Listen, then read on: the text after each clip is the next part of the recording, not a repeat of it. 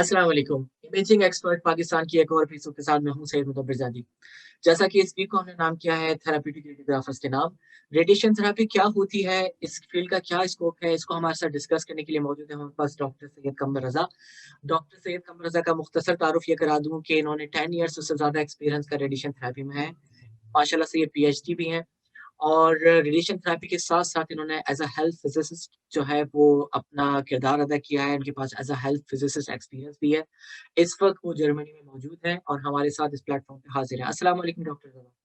वालेकुम अस्सलाम। जी, बहुत शुक्रिया आपने शामिल डॉक्टर किया रज़ा, अपने अपने प्रोग्राम में। बारे में एक मुख्तसर इंट्रोडक्शन दीजिएगा हमारे सुनने वालों को। बिल्कुल, मैं अपना तालीमी रेडियोथेरेपी का जो स्टार्ट सफ़र था मैंने ज़ियाउद्दीन यूनिवर्सिटी से किया। वहाँ 3 इयर्स की मैंने ग्रेजुएशन कंप्लीट की। उसके बाद फिर मैं उसी हॉस्पिटल में मैंने एज़ अ थेरेपिस्ट काम शुरू कर दिया। फिर एसआईटी मैंने जॉइन किया एज़ अ सीनियर रेडियोथेरेपिस्ट और टाइमिंग बहुत अच्छी थी वहाँ की, तो मैंने वहाँ पर रहते हुए अपनी जो एजुकेशन रुकी हुई थी वो मैंने कंप्लीट की। मैंने वहाँ से एमबीए भी करता रहा इवनिंग में अलग यूनिवर्सिटी से। उसके अलावा मेरा फिजिक्स में मास्टर भी चलता रहा। वहाँ पर मैंने फिजिक्स मास्टर कंप्लीट किया 2009 के अंदर। फिर मुझे वहाँ प्रमोट कर दिया गया एज अ डोजीमेट्रिस्ट। फिर मैं वहाँ पर एज अ डोजीमेट्रिस्ट काम किया। थ्री मेडिकल फिजिक्स कम डोजीमेट्रिस्ट की मेरी पोस्ट थी। फिर मैंने तकरीबन 3 मंथ के बाद मैंने वहाँ से रिजाइन दे दिया, क्योंकि मुझे पीएचडी में मुझे ऑफर हो गई थी। पीएचडी मुझे करनी थी। और दूसरा, मुझे एनएमआई हॉस्पिटल से मुझे एक अच्छी ऑफर आ गई थी as a medical physics, full time medical physics की, विदाउट एनी ट्रेनिंग और विदाउट एनी। तो मैंने वो ज्वाइन किया और मुझे एक ऑफर ये भी थी कि अगर मैं ज्वाइन कर लूँ फ़ौरन तो मुझे ये जर्मनी एज अ ट्रेनिंग पे मुझे भेजेंगे। तो उन्होंने अपना वादा पूरा किया, मुझे यहाँ भेजी जर्मनी ट्रेनिंग के लिए। वापस आया, फिर मैंने गामा नाइफ और साइबर नाइफ में मैंने वर्क शुरू किया उधर। तकरीबन कुछ अर्से काम किया। फिर पीएचडी मेरी चलती रही।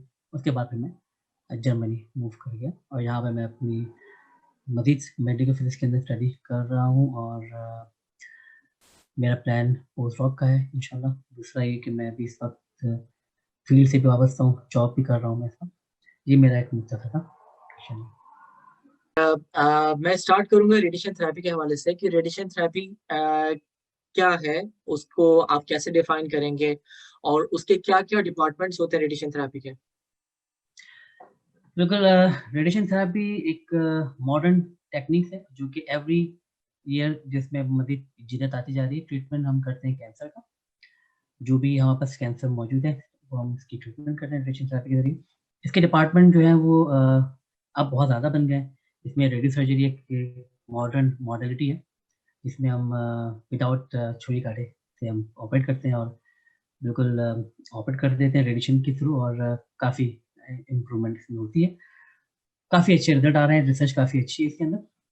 सबसे पहला डिपार्टमेंट तो हम इसको डायग्नोज़ करते हैं कि लोकलाइज़ करते हैं ट्यूमर को, कि कहाँ पर इसको लोकलाइज़ है, कहाँ पर ट्यूमर मौजूद है और कितने सेंटीमीटर का क्या है।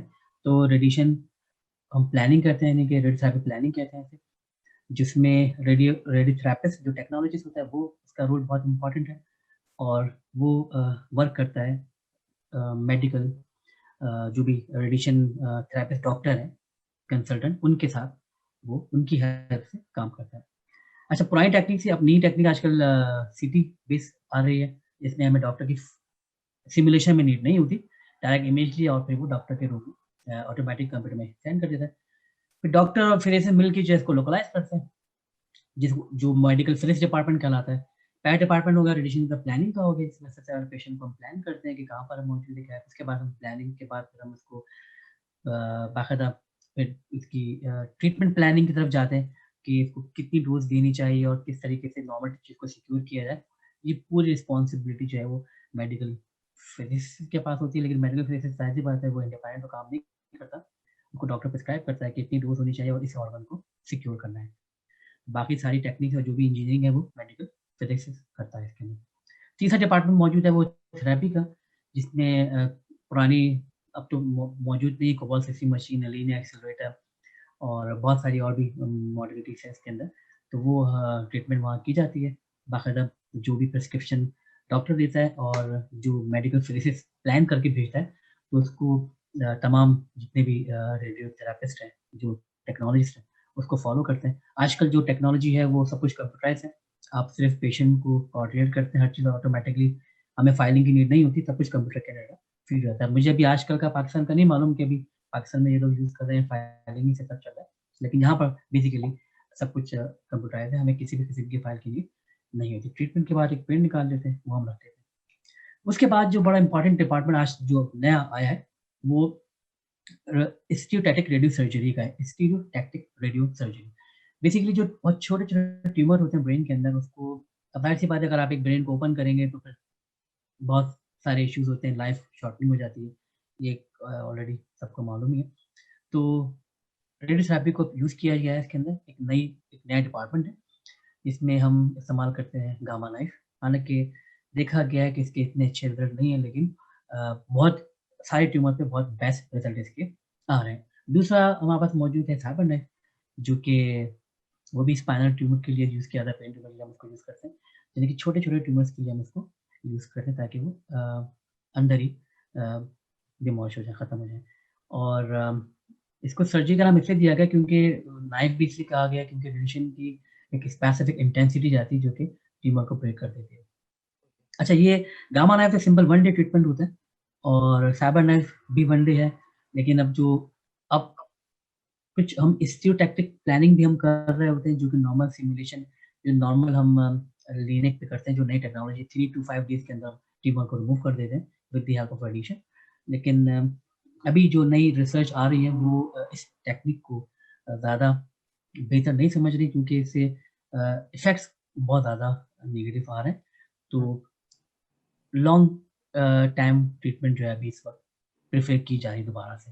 लेकिन गामा नाइफ, हम बदकिस्मती है पाकिस्तान के अंदर कि हम वो तमाम ट्यूमर्स भी नई मॉडलिटी में ट्रीट करते हैं अपने रिसर्च करने के लिए। हालाँकि इसमें लिखा गया है, मौजूद है कि इसका इतने साइज़ का ट्यूमर होना चाहिए, फॉर एग्ज़ाम्पल 3 एमएम का ट्यूमर हो या इससे कम का हो, तो आप ट्रीट करें। लेकिन आप 5 और कितने बड़े-बड़े आप ट्यूमर आप ट्रीट कर रहे हैं, तो ट्रीटमेंट तो नहीं होगा। बेसिकली हम पेशेंट को हम रेडिएशन देते हैं, हम ट्रीटमेंट नहीं कर पाते ना। तो इसी तरह अभी कराची में एक इदारा है, वो भी चला रहा है साइबर नाइफ, तो वो भी काफ़ी अच्छा है, इसके बेहतरीन रिज़ल्ट आ रहे हैं माशाल्लाह। तो इस वक़्त नई मॉडलिटी में मैं समझता हूँ कि साइबर नाइफ थोड़ी-सी जो लीनियर बेस्ड साइबर नाइफ है, वो बहुत बेहतर है। जो लेकिन अ जो कि नॉर्मल साइबर नाइफ जिसे हम कहते हैं, रोबोटिक सर्जरी जिसे हम कहते हैं, वो थोड़ी-सी अभी इसके रिज़ल्ट इतने अच्छे नहीं हैं, और अगर इतने रिज़ल्ट अच्छे होते तो फिर काफ़ी बेनिफिट मिलता। लेकिन जो आजकल नई टेक्नोलॉजी है रेडियो सर्जरी, वो वही बहुत best 5 days, minimum 5 to 10 days की ट्रीटमेंट है। इसमें ट्रीटमेंट कई तरीके से की जाती है, मेडिकल फिज़िसिस्ट का और रेडिएशन ऑन्कोलॉजिस्ट का बहुत बड़ा रोल है इसमें, जो पूरी रेडियोबायोलॉजी को पढ़कर स्टडी करते हैं और फिर स्पेसिफिक तरीके से इसको ट्रीटमेंट को फ़ॉलो करते हैं। तो जर्मनी के अंदर भी यही फ़ॉलो किया जा रहा है, जो 5 डे ट्रीटमेंट, और कि पेशेंट की हम हेल्थ देखकर उसको फिर हम प्रिस्क्राइब करते हैं कि इनको कितनी डेज़ की रेडिएशन देनी चाहिए। क्योंकि हर किसी की बॉडी एक्सेप्ट नहीं कर पाती ज़्यादा रेडिएशन, और फिर वीकनेस होना शुरू हो जाती है। ये साइबर नाइफ और गामा नाइफ के बारे में थोड़ा-सा मैं डिटेल आपसे पूछूँगा, लेकिन उससे पहले मैं पूछना चाहूँगा कि जो पेशेंट्स या स्टूडेंट्स जो इस प्रोग्राम को देखेंगे, उनके हवाले से एक सिंपल अगर आप बताना चाहें कि रेडिएशन थेरेपी बेसिकली वो फ़ील्ड जो है वो क्या फ़ील्ड है, या उसके अंदर उस डिपार्टमेंट के अंदर जो प्रोसीजर होते हैं, वो हुँ। क्या होता है प्रोसीजर? बेसिकली रेडियोथेरेपी डिपार्टमेंट एक ऐसा ऐसी फ़ील्ड है जो फ्रेश मेडिकल इंटर करके बाहर निकलते हैं, प्री मेडिकल करके। और जिन लोग का एडमिशन मेडिकल एमबीबीएस में नहीं हो पाता, तो वो फिर मुख्तलिफ चीज़ों में एंटर हो जाते हैं, कोई बीकॉम कर लेते हैं। लेकिन मैं इनको मशवरा देता हूँ कि वो इस मेडिकल फिज़िक्स यानी कि रेडियोथेरेपी वाली फ़ील्ड में एंटर हो जाएँ। और अब तो कराची में बहुत सारे इदारे हैं जो कि इसको बीएस करवा रहे हैं। तो वो बीएससी आप या बीएस करें, और मिनिमम 3 टू 4 इयर्स की इसकी स्टडी है। और इसको कंप्लीट करने के बाद ज़ाहिर-सी बात है आपके पास ग्रेजुएशन है। तो इस एजुकेशन और एजुकेशन ट्रेनिंग कहते हैं, डबल प्रोग्राम कहते हैं इसे हम ना, कि एक तो जॉब आपकी, ज़ाहिर-सी बात है आपकी 1 या 2 साल की स्टडी होती है, बाकी आप सिर्फ फील्ड में रहते हैं आप ना। तो डबल प्रोग्राम कहलाता है ये, एजुकेशन और जॉब का। तो इस प्रोग्राम को दुनिया भर में बहुत इसकी डिमांड है, और मैं तो कहूँगा कि ऐसे लोग जो जब डिसाइड हो जाते हैं और मेडिकल की फील्ड में एडमिशन नहीं मिल पाता तो फील्ड में एंटर हो रेडियोथेरेपी में। एक तो ट्रीटमेंट है ही है, आप समझते हैं आप ट्रीटमेंट ही कर रहे हैं बेसिकली, और चार्म भी बहुत है इसका, पाकिस्तान में स्कोप बहुत है इस वक़्त। और आप मैंने आज तक किसी भी स्टूडेंट को नहीं देखा कि जिसने मेडिकल ये जो रेडियोथेरेपी है, इसमें पास आउट किया, डिप्लोमा किया हो या डिग्री की हो और वो जॉबलेस बैठा हुआ हो। मैंने आज तक किसी को नहीं देखा कि वो जॉबलेस बैठा हो, अभी तक, आज तक, जो मेरे कॉन्टैक्ट में है और जो पास आउट हुए। हालाँकि आपको अंदाज़ा है कि जो कराची में बड़े-बड़े इदारे हैं जो ग्रेजुएशन करा रहे हैं और 1 या 2 स्टूडेंट पास आउट नहीं होते, बहुत ज़्यादा स्टूडेंट वहाँ से निकलते हैं और मूव करते हैं मुख्तलिफ जगहों पे, और माशाल्लाह सब इस वक़्त अल्हम्दुलिल्लाह सेट है। पेशेंट बिल्कुल। के हवाले से क्या बताना चाहेंगे कि रेडिएशन थेरेपी क्या होता है? अगर कोई रेफर करता है कोई प्रोसीजर रेडिएशन थेरेपी के अंदर, तो उस पेशेंट के लिए सादे अल्फाज़ों में आप क्या बताएँगे कि उस डिपार्टमेंट में क्या होता है? बिल्कुल अमूमन लोगों को एक खौफ रहता है कि हम कहाँ जा रहे हैं, क्योंकि सबसे बड़ा खौफ कैंसर है। वो अभी दिमाग से निकला नहीं होता है, फिर ट्रीटमेंट कैसे होगी? कहते हैं लोग कहते हैं जला रहे हैं, आपके ट्यूमर को जला देंगे। तो ये जलाने वाला जो कॉन्सेप्ट है ना, ये पुराने दकीनूसी कॉन्सेप्ट है। इससे मरीज़ और ज़्यादा डिमोरलाइज़ हो जाता है। बेसिकली इसमें कोई नहीं, जस्ट लाइक एक्स-रे है, बस थोड़ी-सी ज़्यादा इंटेंसिटी की होती है एक्स-रे। और हम इनको पेशेंट को हम यही बताते हैं कि सिंपल जैसे आपने एक्स-रे कभी करवाया वैसे ही होता है ये सिंपल। इंटेंसिटी बस थोड़ी ज़्यादा होती है, आपको ज़ाहिर-सी बात है हल्की-फुल्की। जब आपका एक बड़ा ट्यूमर हम खत्म कर रहे हैं, एक मरीज़ कैंसर खत्म कर रहे हैं, तो डेफ़िनिटली आपकी हेल्थ जो है वो डाउन होगी इसमें। तो अपनी डाइट हमेशा स्ट्रॉन्ग रखें ड्यूरिंग रेडिएशन थेरेपी, अपनी डाइट को हमेशा स्ट्रॉन्ग रखें। ऐसी चीज़ें ज़्यादा लेनी जो आपका खून बनाए, क्योंकि ज़ाहिर-सी बात है रेडिएशन आपका सेल साइकिल को स्टॉप कर देती है और वीकनेस रहती है, मोशन आने लगते हैं, वोमिटिंग होने लगती है। तो बहुत ज़्यादा आप वीक हो जाते हैं। ये और प्रिकॉशन सेकंड बड़ा इम्पोर्टेंट है, मैं बात को इज़ाफ़ा करूँगा। जी, जी, बिल्कुल। पेशेंट क्या करते हैं कि अगर किसी को अपनी ट्रीटमेंट चल रही है, तो वो नहाना शुरू करते हैं और फिर रगड़ते हैं बॉडी को ना, तो स्किन जो है ना कि रेडिएशन एक तो सेंसिटिव है ये बॉडी के लिए, तो बॉडी की स्किन को खराब कर देती है। तो टॉवल वगैरह कभी यूज़ ना करें, बॉडी को ड्राई करें हल्की चीज़ से, मतलब घिसे ना, ये बहुत इम्पोर्टेंट है, क्योंकि मैंने देखा है यहाँ पर बहुत से पेशेंट जो हैं वो इसी का ख़्याल नहीं रखते और उनकी स्किन झड़ने लगती है। ऑब्वियसली जो ये तो सब डिपेंड करता है कि जितनी आप रेडिएशन दे रहे हैं, डिपेंड करता होगा कि कितना बड़ा ट्यूमर है या कितने बड़े बॉडी पार्ट्स को जो है या हम वो ट्रीट कर रहे हैं। तो हर केस जो है वो दूसरे केस से डिफरेंट होता होगा। बिल्कुल, ऐसे ही।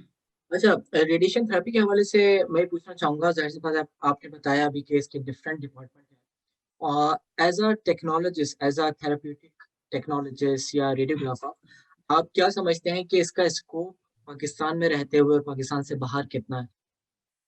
बिल्कुल, पाकिस्तान में रहते हुए इसका स्कोप तो ज़ाहिर-सी बात है बहुत ज़्यादा। मैंने अभी बताया आपको, पिछले प्रोग्राम में मैंने आपको बताया कि पाकिस्तान में डे बाय डे अब एक बिज़नेस के तौर पे ये सामने आ रहा है, रेडियोथेरेपी का जो एक हॉस्पिटल है, ये एक बिज़नेस के तौर पे, नया बिज़नेस के तौर पे उभरा है और जितने भी बड़े-बड़े बिज़नेसमैन हैं वो इस पे इन्वेस्ट कर रहे हैं। इस वक़्त 10 से ज़्यादा मैं आपको बता चुका हूँ कि कराची में हॉस्पिटल खुल चुके हैं, खुल रहे हैं, मज़ीद और भी खुल रहे हैं। इवन अब इंटीरियर इलाकों में भी स्टार्ट हो रहे हैं, तो लिहाज़ा जो पास आउट होते हैं उनकी खपत बहुत है अभी पर, स्कोप बहुत ज़्यादा है। वो अगर पास करते हैं, डिप्लोमा होल्डर्स को नहीं छोड़ते लोग, तो बैचलर जिसने किया हुआ है ज़ाहिर-सी बात है उनको डिमांड है। और एक हॉस्पिटल के अंदर एक मशीन पे एटलीस्ट स्टैंडर्ड है कि 3 बंदे काम करते हैं, 3 थेरेपिस्ट एक मशीन पे काम करते हैं। अगर किसी के पास 2 मशीनें मौजूद हैं और तो आपको समझ जाएँ कि इसमें कितने बंदे काम होने चाहिए, और इतने बंदे हमारे पास होते नहीं हैं, तो लिहाज़ा वो हमेशा देखते हैं। कभी-कभी वर्कलोड बढ़ जाता है तो मॉर्निंग और इवनिंग शिफ्ट होती है, नाइट तो इसमें होती नहीं है, बस मॉर्निंग और इवनिंग हम इसमें काम कर लेते हैं।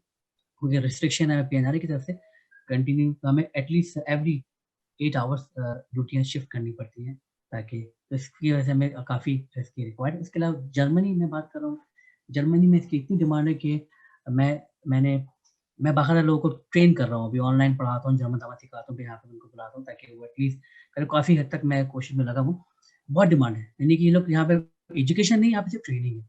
और ज़ाहिर-सी बात है यूके में भी काफ़ी इसका स्कोप मौजूद है। लोग कम हैं, लोगों के दिल में खौफ बहुत ज़्यादा है कि रेडिएशन एक डेंजरस फ़ील्ड है, हमारे लिए भी, हमें भी कैंसर हो जाएगा, रेडिएशन है। लेकिन जितना ज़्यादा आप अपना प्रिकॉशंस आप करेंगे, तो आप उतनी ज़्यादा महफूज़ रहेंगे। और अब नई टेक्नोलॉजी आ चुकी है, तो लिहाज़ा जब तक आप खुद मशीन के नीचे लेटे ना, आपको प्रॉब्लम नहीं होगी। लिहाज़ा आपके लिए ज़रूरी है कि मतलब सिक्योर रहेंगे आप, इसमें इतना कोई इश्यू नहीं है। अब तक किसी भी ऑर्गनाइज़ेशन को परमिशन नहीं मिलती विदाउट चेक किए हुए ना, जब तक रेडिएशन एक्सपोज़र ना हो पा रहा हो, नहीं होता। तो बेहतर है कि जितने लोग आएँ इस फ़ील्ड में और अपना स्कोप बनाएँ, कराची में, पाकिस्तान के अंदर या पाकिस्तान से बाहर बहुत डिमांड है। ये वो फ़ील्ड है जो ताहयात रहेगी यहाँ पर और ख़त्म नहीं होगी इंशाअल्लाह। मेरा एक लास्ट सवाल है, क्या जैसे आपने ज़िक्र किया गामा नाइफ और साइबर नाइफ, ये क्या है और हुँ। इनमें क्या डिफरेंस है? मुख्तसरन सा आप बताना चाहेंगे प्लीज़? बेसिकली गामा नाइफ़ इस्तेमाल की जाती है सिर्फ़ ब्रेन ट्यूमर्स के लिए और जो साइज़ इनका 3 एमएम से थोड़ा कम हो। हर छोटे-छोटे ट्यूमर्स के लिए हम गामा नाइफ़ यूज़ करते हैं और जो छोटे ट्यूमर्स हैं उनके लिए बेस्ट ट्रीटमेंट है गामा नाइफ़। बड़े ट्यूमर के लिए हम सिर्फ़ रेडिएशन देते हैं वरना मर जाता है, लेकिन गामा नाइफ़ एक नई मॉडलिटी है ब्रेन ट्यूमर्स के लिए।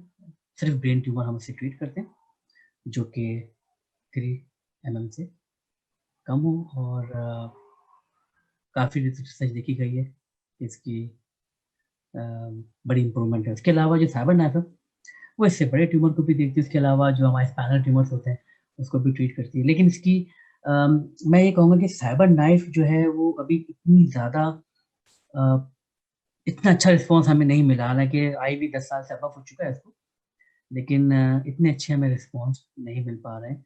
रिसर्च इसकी इतनी अच्छी हमें नहीं मिल पा रही है। लेकिन ज़ाहिर-सी बात है जो ट्यूमर छोटे ट्यूमर के लिए दोनों मशीनें बेस्ट हैं। ब्रेन के लिए आप तो गामा नाइफ यूज़ करते हैं, ब्रेन के अलावा कहीं पर भी मौजूद हो, तो आप रोबोटिक सर्जरी आप साइबर नाइफ आप यूज़ करते हैं, जो कि इस वक़्त अ, अब तो उसके अलावा भी बहुत सी मशीनें हैं जो बना रही हैं, जो इस्तेमाल कर रही हैं साइबर नाइफ, तो वो भी मैं समझता हूँ कि काफ़ी बेहतर है। अच्छी टेक्नोलॉजी है और रिज़ल्ट थोड़े से बेहतर होते हैं। आखिर में इस प्रोग्राम के इख्तिताम में जो एक फॉर्मेट है उसके हवाले से कि एक नसीहत जो आप करना चाहते हैं रेडिएशन थेरेपी आपकी फील्ड को सोचते हुए या एज़ अ हेल्थ फिज़िसिस्ट, और एक गिला जो आप इस प्लेटफ़ॉर्म पे शेयर करना चाहते हैं? बिल्कुल, मैं शुरू में मुझे एक गिला आज भी लोगों से रहता ही है, ऑर्गनाइज़ेशंस गिला है और थोड़े-से अपने सीनियर्स और जूनियर्स के साथ भी कि अगर एक सीनियर काम कर रहा है डिपार्टमेंट में, तो ज़ाहिर-सी बात है वो सीनियर है आपसे, आपकी एजुकेशन पॉइंट ऑफ व्यू से भी और एक्सपीरियंस पॉइंट ऑफ व्यू से भी। तो आप जब वो चला जाता है तो फिर आप कहते हैं कि कुछ सिखाया नहीं या कुछ बताया ही नहीं, हम कैसे काम करें, किस तरह करें, यानी कि वो डिपेंडेंट ना रहें। डेली बेसिस पे उससे सीखें, जितना इल्म मौजूद है वो आप सीखें उनसे और हर लिहाज से कोऑपरेट करें, रिस्पेक्ट करें सबसे पहली बात, भाई-बहन समझ के आप काम करें क्योंकि नो डाउट सीनियर है और एक तो ये बड़ी इम्पोर्टेंट चीज़ है।